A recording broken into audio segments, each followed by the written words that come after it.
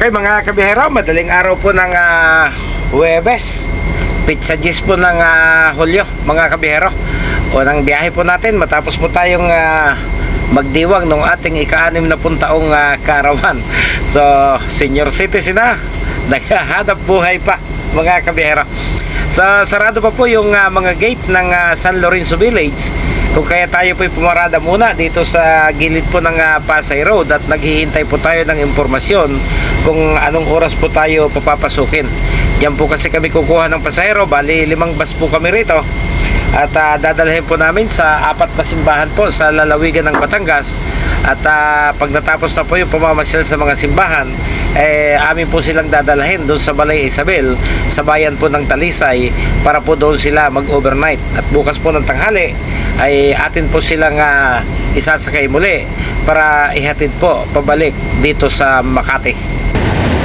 Okay mga kabihero, ito po yung back entrance po ng shrine ni Saint Padre Pio dito po sa bayan po ng Santo Tomas sa Batangas. Isa po itong shrine na dinadayo sa karangalan po ng Santo Padre na si Padre Pio. Yan po yung almost 60 years yata na nakalibing bago nung kukain po sinasabi pong sariwa, pati yung kanyang mga stigmata o yung sugat po sa palad ay sinasabi po nilang sariwa mga kabiyahero. So tingnan po natin kung makakarating po tayo doon sa dulo kasi medyo malayo po ang distansya mula po doon sa parking area ng mga bus mga kabiyahero. Hindi po miminsan na tayo po ay nagtungo na rito at siguro 2 to 3 years ago po ay bahagya ko na rin pong naibahagi sa inyo ito. Kaya lang, siyempre, every 3 years po or every year ay may mga nagaganap pong pagbabago o may mga binabago po sa lugar na ito. Katulad po niyan, no? Napakalaki po at modernong comfort rooms para po sa mga bisita na dumadayo rito sa mga pilgrims, mga kabiyahero. So, nung araw na ako po'y nagsisimba rito, nung bago pa lang po ito, sabi nga po nung pare na nakadestino rito, yung mga naghahanap ng isang pisikal na himala, yung nakikita at nararamdaman, yung po mismong paglaki ng bilang ng mga taong nagtutungo rito mula po sa iba't ibang panig ng Pilipinas at kung minsan po'y galing pa po sa ibang bansa, ay matatawag na raw po itong isang himala. Dahil hindi naman po lahat ng itinatayong simbahan o mga dambana ay ganun po nagiging kapopular. So medyo kakaiba po talaga itong kay Padre Pio Shrine mga kabiyahero. Noong araw po na ako'y madalas magbiyahe ng Manila South Road, mayroon lang po isang maliit na kapilya doon po sa main road, sa main highway, na isang ordinaryong kapilya po para kay Padre Pio. Pero sa loob po ng maikling panahon, naka-acquire po sila ng malaking lugar para pagtayuan po ng isang malaking dambana dito nga po sa lugar na ito na kinalalagyan niya ngayon. Pero hindi pa po ito biglang ganong kalaki mga kabiyahero. Sabi nga po nung isang homily, nung isang pare na matatawag na himala na parang hinaplos ang puso nung mga nagmamayari ng lupain sa palibot po nung unang lupa na kinatitirikan po ng dambana.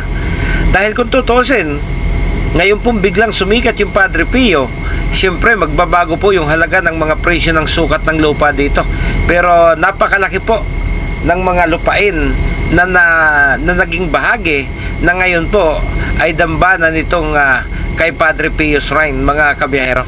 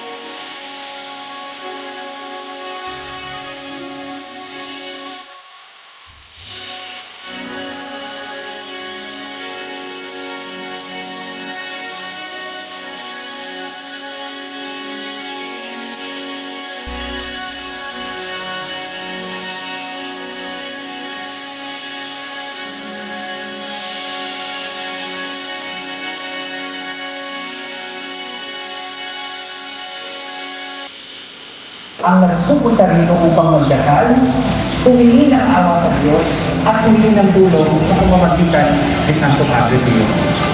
There is something phenomenal in the way the Filipino devotee of St. Padre Pio on this day, and in the way the shrine has grown into an expansive structure that is visited regularly by tens of thousands.